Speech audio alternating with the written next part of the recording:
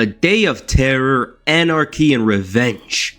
Judgment Day. The culmination of a feud inside the Devil's Playground, a petty feud turned personal. Judgment Day promised to offer a fiery ending to the Jericho and Triple H feud and an answer to the question of whether or not Hulk Hogan can still get it done. WWE in 2002 was in a weird position. It was so odd because the brand split had just started and we were seeing new guys coming. But it was still about the talent from the previous eras. It's fun in hindsight, but back then the wrestling industry was at its weakest in about a decade. Things weren't looking so good for the future, and that's because nobody had answers. The answers were gonna come with time, but in the moment it looked dire. With that said, Judgment Day 2002. This event was held in the Gaylord Entertainment Center in Nashville, Tennessee on May 19th, 2002. The buy rate was 370,000, which was a bit lower than 2001's, but I think the Hell in a Cell softened the blow here, seeing as it was still considered a huge match and a huge draw for pay-per-view. The theme song for the event was Broken by 12 Stones, and it was the first WWE pay-per-view. Also, side note, I love this stage. I found it to be very cool and something distinctive and in line with the Judgment Day name. I think 2002 had the best stages because they were all creative, they were all unique, and they all brought a different vibe to the event. Okay, let's get into it. Eddie Guerrero and Rob Van Dam for the Intercontinental Championship. Latino Heat had just returned to the WWF and he was looking like he was ready to take over. The thing with Eddie was that his talent was undeniable, but there was always something in the way. From here on though, there was no distraction in the way. And WWF saw how talented he was and gave him the Intercontinental Championship already within a month of his debut. RVD was RVD, one of the guys you can rely on to have a 10-minute or even a 20-minute match. These two had already shown great chemistry in their first match at Backlash, and it was one of the best matches on the show. That wasn't saying much considering Backlash was a massive disappointment. But this one was good. I enjoyed it a lot, seeing as these two facing off looked far out only a month earlier. RVD was excellent here with his high-flying ability. Great moment here where he fooled Eddie and he was toying with him during this part of the match, but as always, Eddie couldn't be counted out. He has to do some of that heel stuff to come back into it. These two are jumping around and you can see that RVD found another great opponent. Eddie matched him very well here. These two are moving faster, nearly 10 minutes in the match than they were in the beginning, and Eddie stole the win from out of nowhere using the ropes. And it came as a surprise. Unfortunately, we didn't see these two reach their final gear. I know that this match would have been loved more if they had more time, as it was very fun because you didn't know what would come out of a sequence. RVD could look picture perfect, but then Eddie drops him with a strike or something before flying himself. It was a good opener, but this would have went another level if RVD and Eddie got to bring out some near falls. If only WWE gave their mid-carders more time during this era. I feel like we didn't see the very best of them.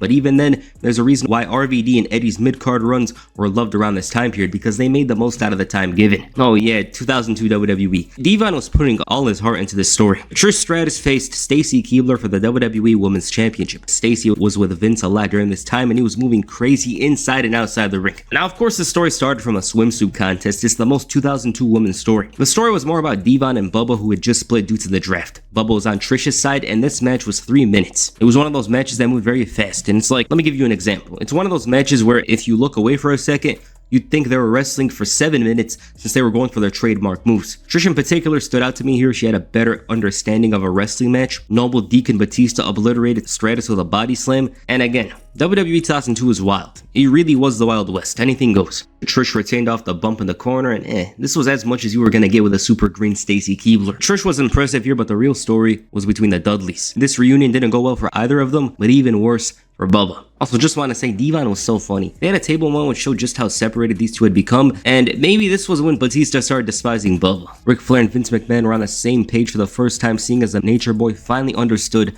how much of a problem Stone Cold was. The Hardys faced Brock Lesnar and Paul Heyman. This was Brock's first feud in WWE, and the Hardy Boys weren't the same as they were in the past. I think a part of that is because every one of their rivals were now single stars, whereas Matt and Jeff were still on the same page and doing nothing. Brock Lesnar used these guys as video game highlight reels and he wrecked them badly in almost every one of their confrontations. You'd see Jeff's arm be rearranged backwards, and this match once again was about making Brock look good. The Hardys had their moments, but they didn't amount to much. Instead, this massive Brock Lesnar threw them around like garbage and with no human regard. I don't even think Brock fell to the mat once up until this tornado DDT. They make you believe in the Hardy Boys, but then Brock dashes those hopes in the hopes of Paul Heyman paying the price. Instead, Heyman gets the win himself. This match was there to showcase Brock Lesnar. The Hardys sold like crazy and Brock was menacing. They threw everything at him, but it wasn't even close to a victory.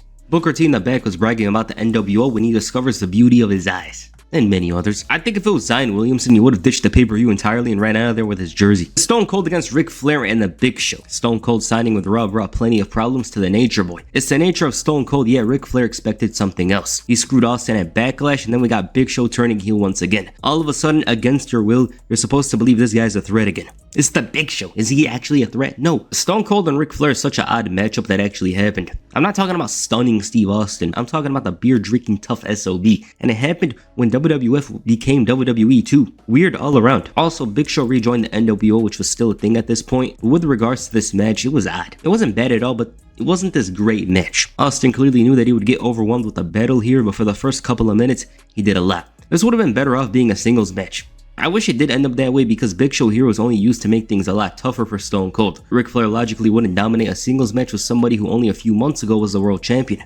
But there was nice stuff in here. Flair was selling funny for Stone Cold, them trading chops, and the inevitable failed aerial move from Flair. Stone Cold was still massively popular at the time. He wasn't the same after 2001, and it was clear that the grind and struggle was catching up to him, because if this match happened a year earlier, you'd see him do a lot more in this match. Flair had a strong focus on locking in the figure 4 here, and it did a lot of damage to Stone Cold. He still had something in there, but then the NWO miscalculated things and he managed to score the victory. I don't think Big Show here was too strong, barring that stunner. I'd say he was used in a good way as a man that cut off all the openings Stone Cold had. So in some ways, he wasn't as strong as WWE made him out to be. Solid match, I liked it way more after actually watching it here. And if you're wondering why, well, crowd investment was the highest on the show up to this point. Flair flying around and the fact that Stone Cold didn't struggle too much with them. It makes sense. Flair is old and Big Show was a jobber for 2 years. Still though, if only it was a singles match and Flair cheated his way to an advantage with the match, I would've liked that. But with regards to Stone Cold, he wasn't moving the same. A lot of the moves he hit didn't have the same intensity and speed to them. He desperately needed to recharge. Hell, he had his reasons to retire. Edge and Kurt Angle, a very entertaining feud that tested both men's abilities. I really liked this feud because it had a very competitive nature to it, along with the silliness that professional wrestling has to offer. Edge came out of a feud over shampoo, which is ridiculous in itself,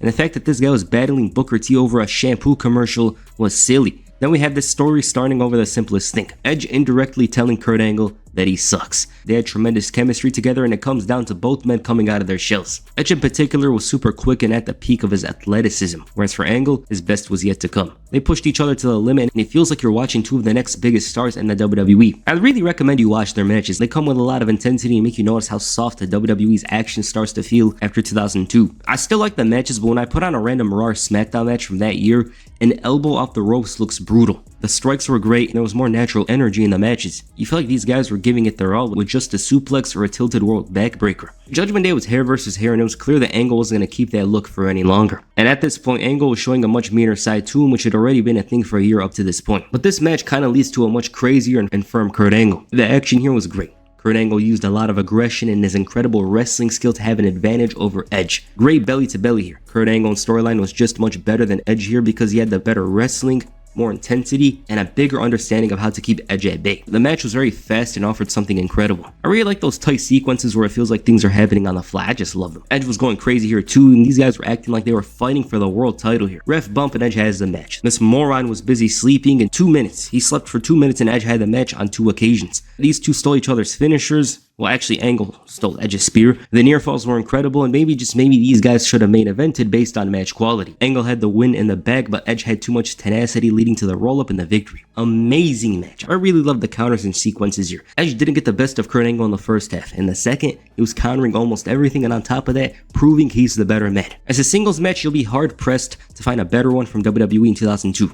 The action was fast and smooth and intense. It's hard to have everything work well in a single match, but it did here. Edge and Kurt Angle are perfect. And again, this is gonna sound a bit crazy, but I don't care. We gotta be honest. I can't name 5 singles matches, normal matches, from 2002 better than this. Maybe 3. But Edge was at his very best here. 2002, Edge really should have been more, but then he had to have that injury before WrestleMania 19. Very unfortunate. In ring, 2002 Edge is the most exciting. He had something figured out as a face, which is a factor he struggled with later on, and it was the most fire he had shown up to this point in his career. Just as he's about to give Kurt Angle a haircut, the haircut was delayed by Kurt Angle. Goldust just finds his way to haunt Booker T, and against my will, I saw Booker T's ass. Just want to tell you if you decide to subject yourself to this event, which I thought was solid. Triple H and Chris Jericho inside Hell in a Cell. Okay. This match was very interesting because it was the culmination of the feud.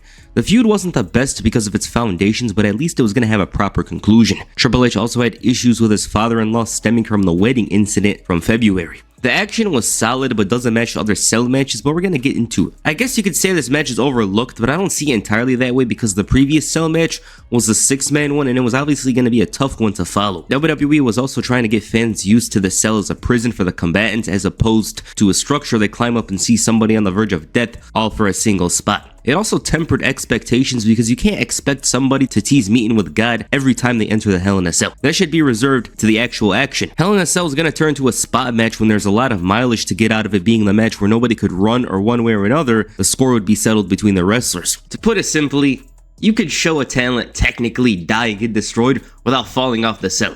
That's the whole point I'm trying to make here. One thing to mention is that from the moment the bell rang, you can see the hatred for these two needed this Cell to end it. Great wrestling early on and some of the fastest action you'll see in a Cell up to this point. This catapult looked brutal and Y2J was damaged with the shoulder. The action was good, intense, it had a lot of heat to it. Both the guys played their roles very well. I thought to myself while watching this match, maybe it is actually overlooked. Because when I'm writing that stuff earlier, it's from before the match. Actually watching it here, maybe it is a bit overlooked. Tim White was brutalized by being thrown into the Cell and this gave way to all hell breaking loose. Jericho here was interesting. I liked his heel work. He was slightly annoying but still vicious as required by the Cell. He wasn't somebody who didn't feel like a threat, but at the same time, you knew how it would end. Nonetheless, Chris Jericho played his role well and actually seemed more of an equal to Triple H as opposed to the previous match at WrestleMania 18. He was beating up on the referee and lashing out on him for not counting the fall, and I understand why nobody talks about the Cell match. This comes down to the fact that even though there wasn't crazy spots, it wasn't as exciting as others.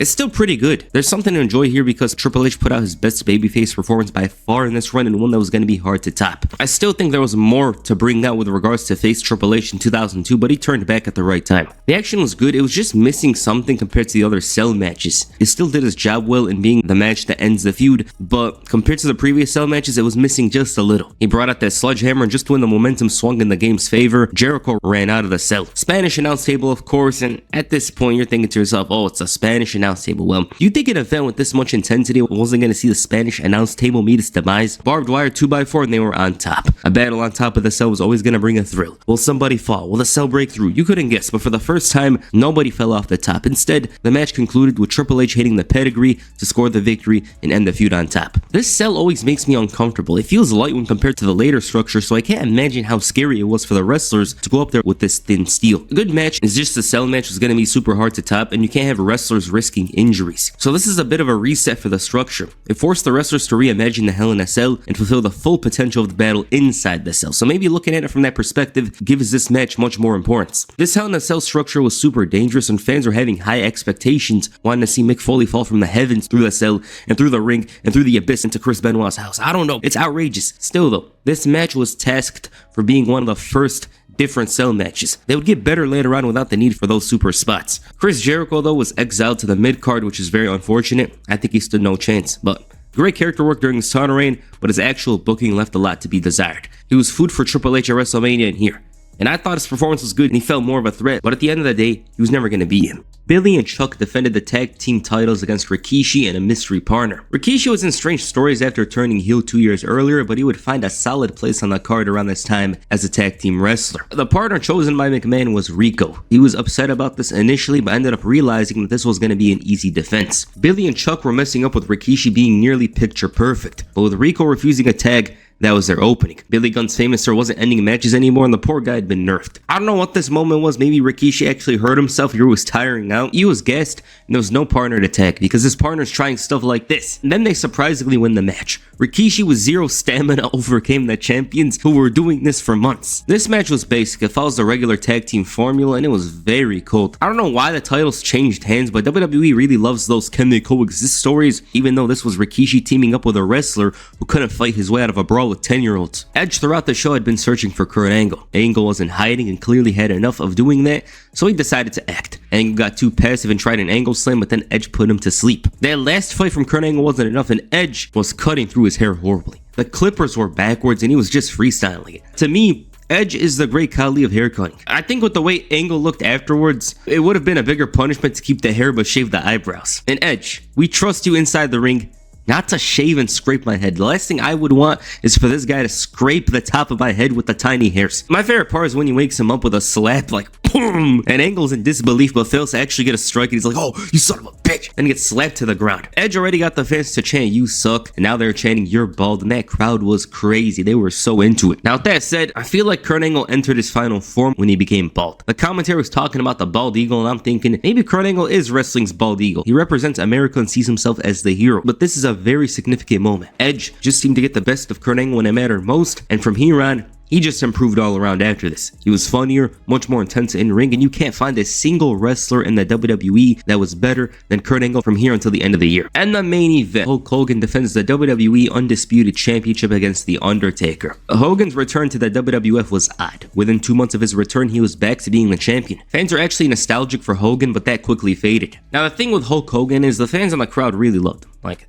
when you watch these shows, the fans love him, but ratings-wise, he wasn't really helping. And it's understandable as to why people didn't care, because think about it. This guy can't work as he used to in the past, and WWE was joking about WCW a lot when the first main event of their WWE era was Hogan and Flair. This one was set up with the help of The Undertaker. He assisted Hogan in his title victory and wanted credit for it. Big Evil did this because it was practically easy pickings to win the title off of Hogan. This was Undertaker's first appearance with You're Gonna Pay, but it was without the lyrics. It was a very early version. It's not even the one in SmackDown Shut Your Mouth. Hogan came out without the boa and all the extravagance, which is weird, but with regards to this match, it's tragic for my eyes to watch this. But let's talk about it. It's funny seeing The Undertaker selling like this. The match follows the regular Hulk Hogan style, but it's much slower. Big superplex here. The Undertaker ran after Hogan's leg in an effort to take him out, and the match got really dull here. He tries making the comeback, it doesn't work, and the problem I have with this match, other than the fact that Hogan's old, it's so generic and it's not even the best possible version of a Hulk Hogan style match. It also feels like Taker slowed himself down for Hogan, which makes sense. He had a horrible chokeslam and it was so bad because Hogan barely got off the mat. He hulks up, boot and leg drop, but it wasn't enough. Big DDT, and there's the boss. The match gets messy. Hogan has the match won, but he gets distracted, leading to a chair shot, and Undertaker hits the chokeslam. 1, 2, 3. New champion.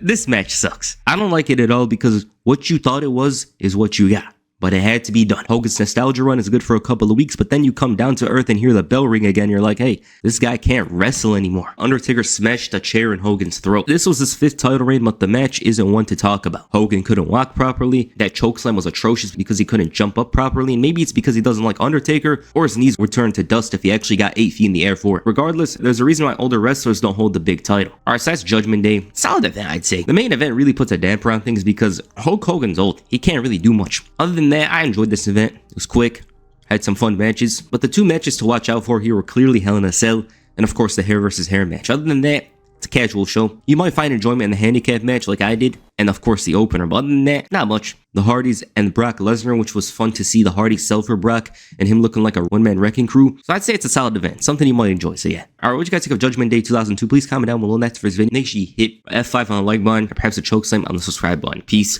I'm out.